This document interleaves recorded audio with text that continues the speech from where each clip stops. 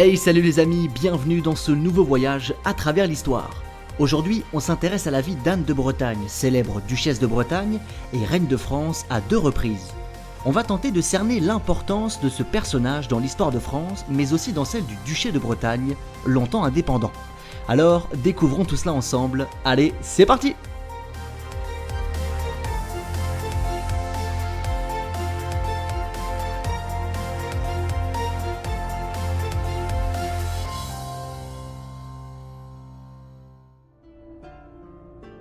Anne de Bretagne est un personnage central de l'histoire de France. Duchesse de Bretagne, épouse de l'empereur du Saint-Empire romain germanique et 2 fois reine de France, elle fut une femme importante du royaume. Anne était une femme cultivée, éduquée et dotée d'une sensibilité artistique développée. En tant que duchesse, elle a fait preuve de remarquables capacités de gestion et s'est notamment démarquée en plaçant des femmes à de hautes fonctions de l'administration du duché. Cependant, elle est surtout restée dans l'histoire pour ses mariages avec, d'une part, le roi de France Charles VIII, puis d'autre part, avec son successeur Louis XII. Ces unions s'inscrivent dans une volonté inébranlable des rois de rattacher le duché de Bretagne à la couronne de France. Après la guerre de Cent Ans et les fractures qu'elle a provoquées, les souverains français ont à cœur d'unifier le royaume. C'est ainsi que la vie d'Anne de Bretagne est indissociable de l'histoire des relations entre le duché de Bretagne et le royaume de France. Quelque temps après sa mort, le duché de Bretagne sera définitivement rattaché à la couronne de France sous François Ier. Anne de Bretagne a néanmoins laissé derrière elle une image contrastée. Certains la considèrent à bien des égards comme une fervente résistante au rattachement du duché de Bretagne au royaume de France. D'autres la voient comme une traître ayant vendu le duché. Mais avant toute chose, revenons un peu en arrière.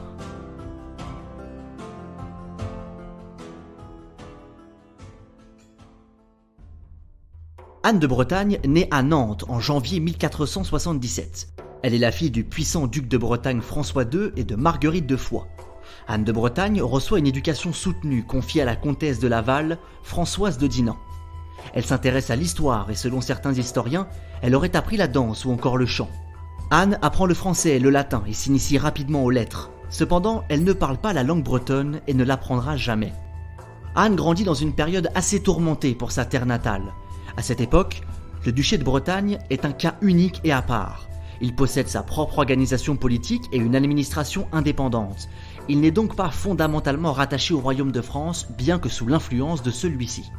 Justement, prenons le temps de décortiquer les relations entre le duché de Bretagne et la couronne de France pour mieux comprendre le rôle que jouera un peu plus tard Anne de Bretagne.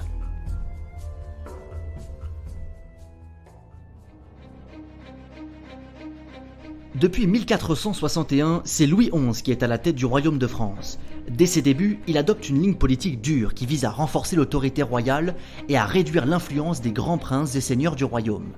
Cette politique fait suite à la guerre de Cent Ans qui a vu le royaume se déchirer et se fracturer de façon inédite et dramatique. Louis XI cherche donc à rattacher ce qu'on appelle les principautés mouvantes au royaume, comme la Bretagne ou encore la Bourgogne.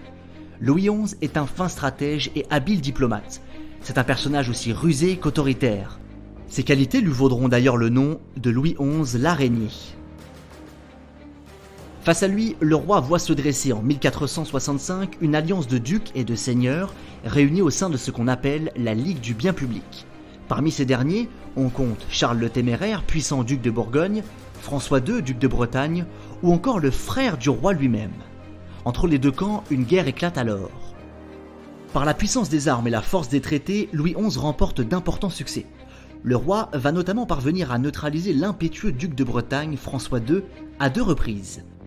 En septembre 1468, les 2 hommes signent le traité d'Ancenis par lequel la Bretagne rompt son alliance avec l'Angleterre et avec la Bourgogne de Charles le Téméraire. Après un soulèvement raté de François II quelque temps après, Louis XI ramène le duc à la table des négociations et lui fait signer la paix de Senlis en 1475. Le roi obtient des garanties importantes. François II s'engage à ne plus faire la guerre à la France et même à soutenir le roi dans ses guerres.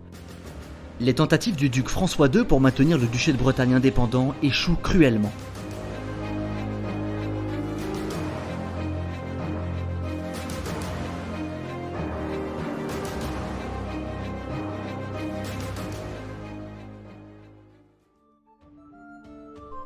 C'est ainsi dans ce contexte sulfureux que grandit Anne de Bretagne.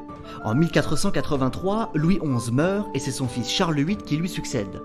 Trop jeune, il est sous la tutelle de sa sœur, Anne de Beaujeu, aussi appelée Anne de France. Les relations entre le duché de Bretagne et le royaume de France sont encore loin d'être au beau fixe. Au contraire, les tensions vont repartir de plus belle.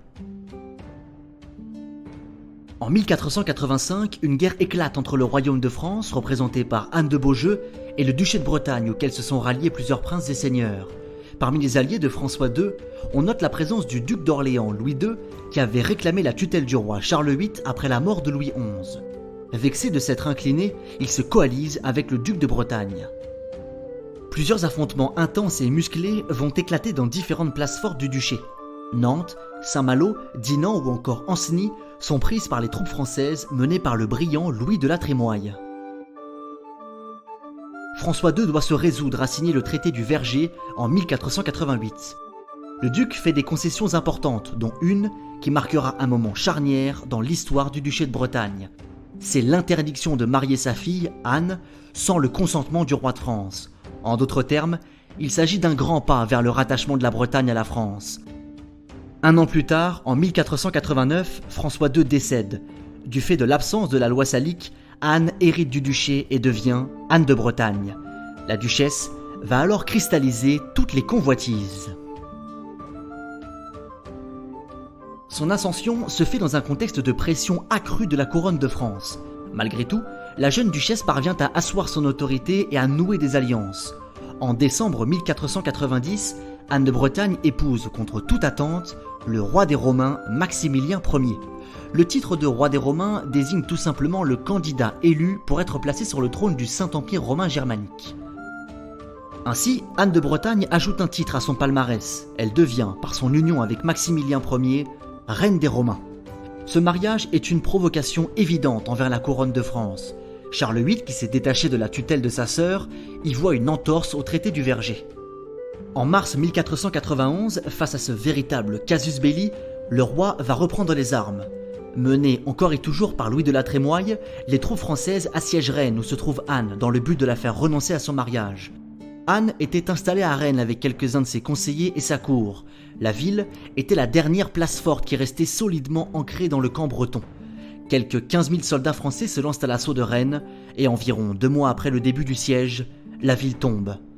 Anne est contrainte de renoncer à son mariage avec Maximilien Ier et à épouser le roi de France, Charles VIII.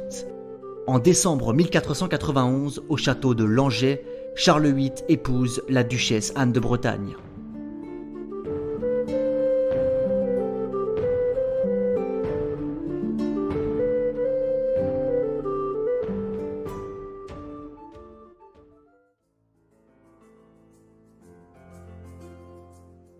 Anne de Bretagne vient alors de devenir reine de France par son mariage avec Charles VIII. D'ailleurs, il est très intéressant de se pencher sur son contrat de mariage avec le roi de France. Il est en réalité très contraignant pour la jeune femme. Le contrat est élaboré dans l'optique de conserver le duché de Bretagne dans l'orbite du royaume de France. Il stipule que, en cas de décès prématuré de Charles VIII, Anne doit épouser son successeur. Ainsi, le duché resterait entre les mains de la couronne. Ensuite, le contrat fait de Charles VIII le nouveau duc de Bretagne. Néanmoins, le contrat ne scelle pas le rattachement officiel de la Bretagne à la France car il s'agit d'une union personnelle entre deux individus et non entre deux États, deux couronnes. D'ailleurs, à la mort de Charles VIII, Anne redeviendra duchesse de Bretagne. Mais nous n'en sommes pas encore là. Le contrat empêche Anne de revenir sur sa terre natale tant qu'elle est reine de France. Charles VIII place des Français au poste clé de l'administration du duché. Ainsi, ce dernier est totalement dépossédé de sa souveraineté. Comme nous pouvons le voir, le contrat de mariage est très contraignant pour Anne de Bretagne, impuissante. C'est une situation qui contrarie la nouvelle reine et la vie à la cour ne sera pas une partie de plaisir.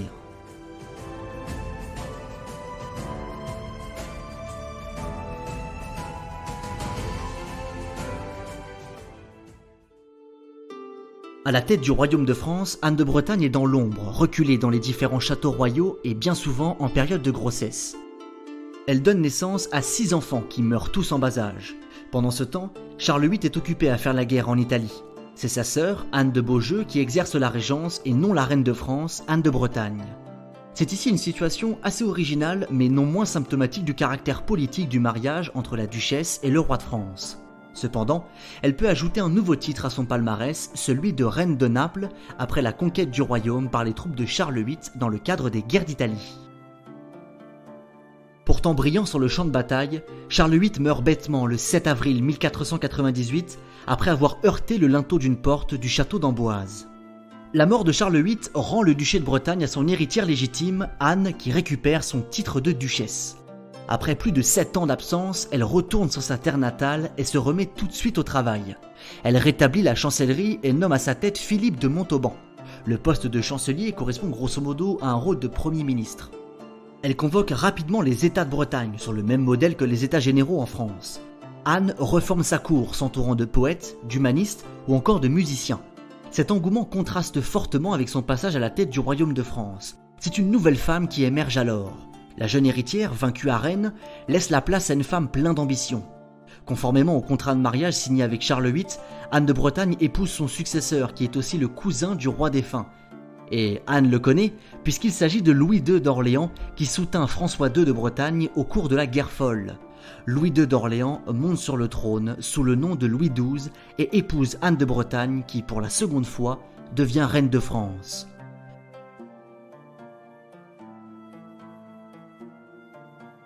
Anne de Bretagne fait montre de beaucoup plus d'enthousiasme car Louis XII est un ancien allié et un ami. Mais ce qui satisfait davantage Anne, c'est le nouveau contrat de mariage qu'elle signe avec le roi de France en janvier 1499. C'est un virage à 180 degrés par rapport à celui qu'elle a signé 8 ans plus tôt avec Charles VIII. Le contrat lui reconnaît l'intégralité des droits sur la Bretagne. Louis XII en est le duc consort, autrement dit par mariage. Cependant, les décisions émanent principalement de la duchesse. Le contrat établit également que le deuxième enfant du couple héritera du duché. Cette clause permet d'éviter que le duché ne tombe entre les mains de l'héritier de la couronne de France et permet que la Bretagne reste plus ou moins indépendante. Sur le papier, ce contrat de mariage est nettement en faveur d'Anne de Bretagne. Malgré tout, la deuxième fille du couple, Renée, sera déshéritée pour des raisons politiques au profit de son aînée, Claude de France, future épouse de François Ier.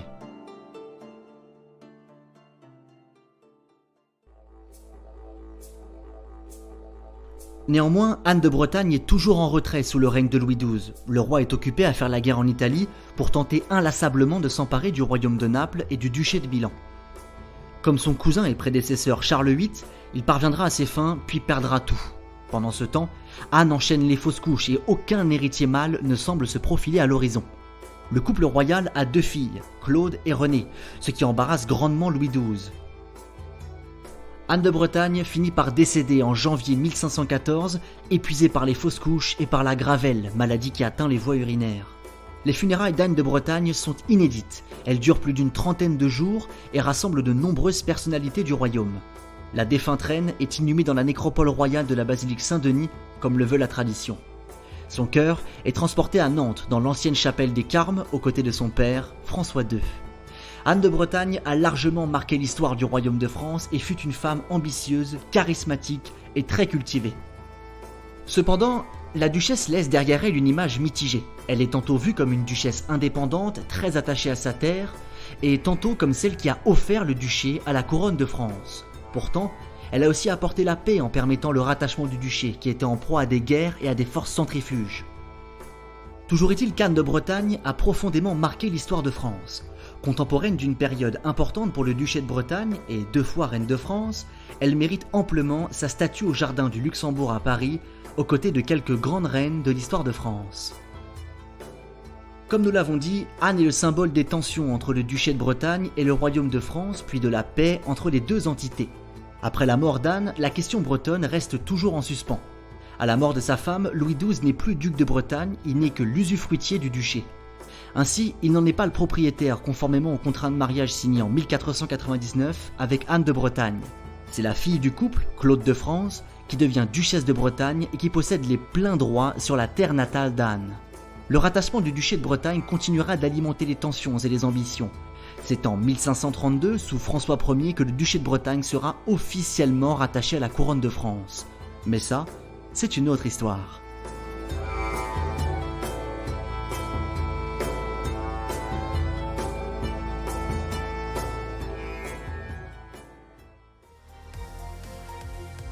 Les amis, merci de votre écoute, j'espère que cet épisode vous a plu. Pour en savoir plus, je vous donne rendez-vous sur momentdhistoire.fr et sur tous nos réseaux sociaux. Quant à moi, je vous dis à bientôt pour un prochain voyage à travers l'histoire.